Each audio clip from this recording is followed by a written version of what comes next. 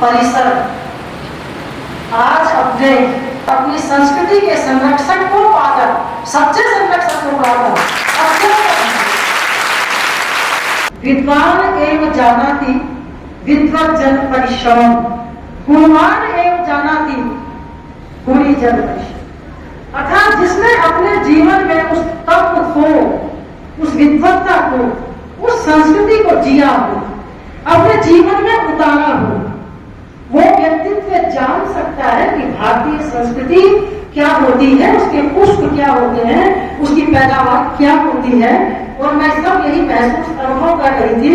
और आपने जो प्यार, स्नेह, सम्मान इस संस्कृति के उपासक हम सबको दिया है, क्योंकि आप स्वयं संस्कृति के उपासक हैं, मुझे नहीं लगता कि आज तक किसी ने इतना मूल्यांकन किया होगा। आपके अत्यंत आभारी, हृदय से आभारी। ऋग्वेद में कितना सुंदर मंत्र है, कुमार कुमार संपरिपात विश्वत है। अर्थात इस धरती पर निवास करने वाला प्रत्येक मनुष्य दूसरे मनुष्य की रक्षा करे, ये महान संस्कृति है अपनी। अथर्ववेद में तो बड़े स्पष्ट शब्दों ने कहा, सवारी का सहगुण भाग है, हे मनुष्यों तुम्हारी भोजनशाला एक हो, तुम्हारी पानीय शाला, पीने का स्थान एक हो। अर्थात मनुष्यों में किसी प्रकार का भेदभाव न हो। कि हमारे महामहिम राज्यपाल महोदय भी इन विचारों को, इस संस्कृति को जीते हैं। आपने संस्कृति के मूल सिद्धांतों को गहराई से चिंतन करके आपको साथ किया हुआ है। आप हमेशा समाज में नूतन सुधारों के समर्थक रहे हैं। अनेक बार समाज में होने वाली अनेक कुरीतियों के खिलाफ आपने अपनी आवाज उठाई, यहाँ तक कि उसके समर्थन में राजनैतिक उच्च पदों से भी इस्तीफा आपने दे दिया। ये कितनी बड़ी बात है। मैं पुनः भारतीय राज्यपाल जी का और समस्त अभ्यागत महानुभावों का हृदय से अभिनंदन करती हूँ। धन्यवाद।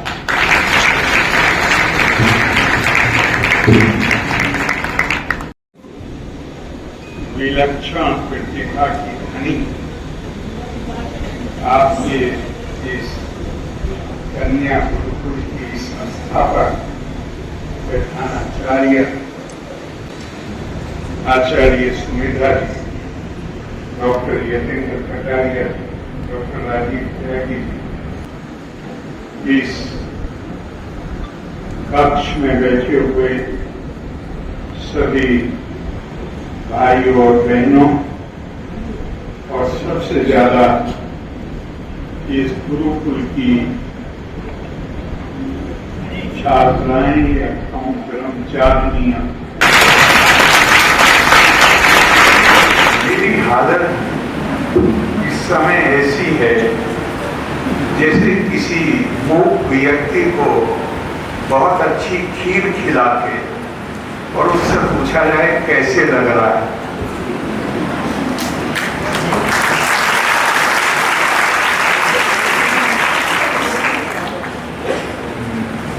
ऐसे समय आते हैं और ऐसी जगह होती हैं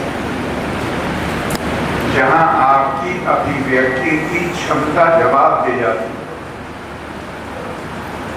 और ऐसी जगह होती हैं जहां बगैर परिचय के आप जाइए तो आपको एक दिव्यता का अनुभव होता है। मैं आचार्य सुमेधा जी से बात को मिला हूं। गेट में घुसते ही एक ऐसी भावना उत्पन्न हुई जिसको शब्दों में वर्णन नहीं किया। तो यहाँ पर हम एक तो भूमिका जो सबसे महत्वपूर्ण, यहाँ पर शिक्षा देने वाले हमारे सभी अध्यापक, ये आपकी जो तपस्या है और विद्या अर्जित करने वालों की जो लगन है उससे ये वातावरण बनता है, ये माहौल पैदा होता है। मैं आप सबको बधाई देता हूं। आज का और हमारी सच पूछो तो जो आचार्य सुमेधा जी बोली हैं उसके बाद इस विषय में बोलने के लिए बहुत बचता नहीं, लेकिन आपने आमंत्रित किया है और बहुत ही महत्वपूर्ण विषय है वसुदेव कुटुंबकम, जो आपको याद होगा कि G20 का ध्येय वाक्य भी था वसुदेव कुटुंबकम।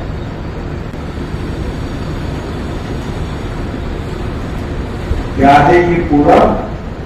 अयम निज परो वेति वर्णा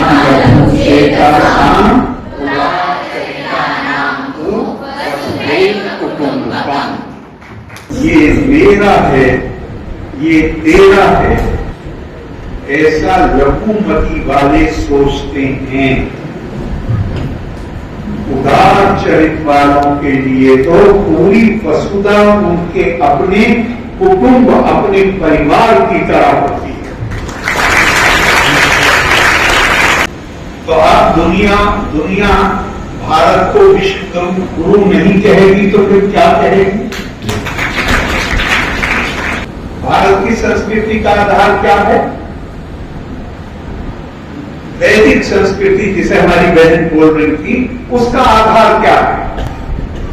ये संस्कृति और सभ्यता परिभाषित होती है आत्मा से। आत्मा किसके अंदर है? गोरे में भी है, काले में भी है, हिंदू में भी है, मुसलमान में भी, सिख में भी है, ईसाई में भी है। जो ईश्वर को माने उसमें भी है, जो ना माने उसमें भी, जो इनकार करे उसमें भी है। और सिर्फ उसमें हमारी बहन ने कहा कि 1920 तक आपने कहा कि महिलाओं को स्टेज पे डिग्री नहीं दी जाती, उसके भी और बात कर, जो हद से पुराने लोकतंत्र हैं वहां महिलाओं को वोटिंग का राइट नहीं था। क्यों नहीं था वोटिंग का राइट? क्योंकि 1920 नहीं, उसके और बाद तक 10-20 साल हम और जोड़ सकते हैं। तब तक यूरोप ये मानता था कि महिलाओं में और काले रंग के लोगों में आत्मा नहीं होती, और जिसमें आत्मा नहीं होती उसके शोषण करने का अधिकार हमें है। महिला केवल बच्चे पैदा करने की मशीन है। भारत ने कैसे देखा? हमने देखा, या देवी सर्वभूतेषु मां सरस्वती रूपेण संस्थिता, या देवी सर्वभूतेषु मां लक्ष्मी रूपेण संस्थिता, या देवी सर्वभूतेषु मां शक्ति रूपेण संस्थिता।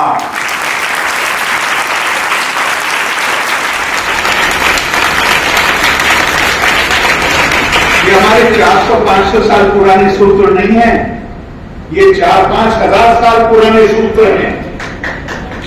बहन से पूरी सुविधा जी से पूरी तरह सहमत हूं। हमें पूरा अधिकार है कि हम गर्व करें अपनी संस्कृति पे।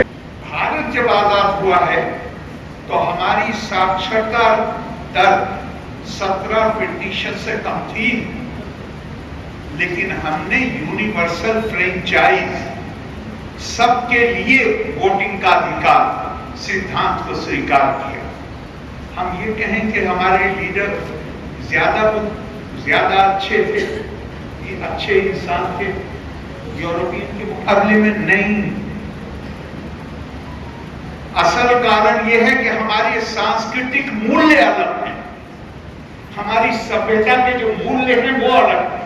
हम व्यवहारिक तौर पे चाहे जितने दुराचारी हो जाएं, लेकिन आदर्श के रूप में हम सिद्धांतों को नकार नहीं सकते। और इसीलिए इसलिए मेरा ये मानना है कि ये अकेली संस्कृति है जो काले गोरे में उपासना के आधार पे, श्रद्धा के आधार पे, भाषा के आधार पे जन्म विभक्त, ये आज की बात नहीं है। हमारी सांस्कृतिक यात्रा वेदों के साथ शुरू होती है। ऋग्वेद की उद्घोषणा है, एकम सब विप्रा बहुधा वदंती। अथर्ववेद में आता है, जन्म विभ्रति बहुधा विवाचसम नाना धर्माणाम पृथ्वी यथोकसम।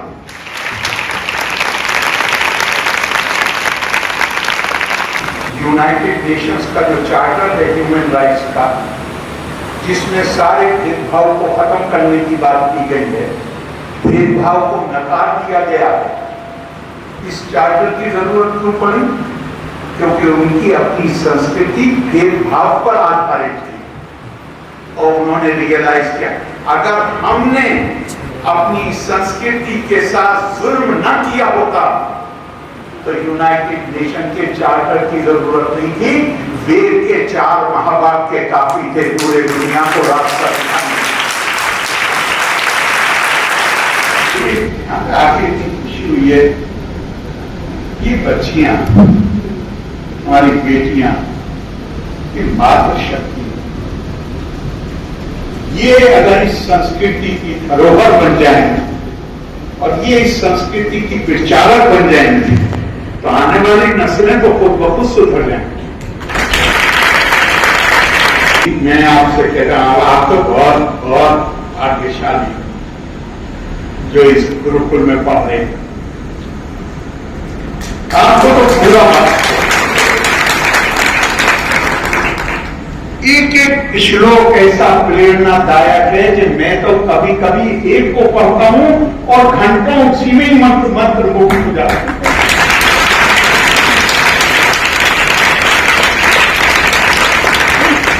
और मैं इसके साथ खत्म कर रहा हूं। मेरा बहुत ही फेवरेट लाइन है श्रीमद् भगवद गीता से, जहां भगवान कृष्ण अर्जुन को कहते हैं पार्था न एवा विहा न अमुत्रा विनाशः तस्य विद्यते नहीं कल्याण दुर्गतिं गच्छति। अर्जुन कान खोल के सुन लो, जो व्यक्ति अपने आप को दूसरों के कल्याण में लगा देता है उसको ना इस जीवन में, इस दुनिया में किसी प्रकार की गिरानी होती है, ना उसको मरने के बाद किसी दुख का सामना करना पड़ता।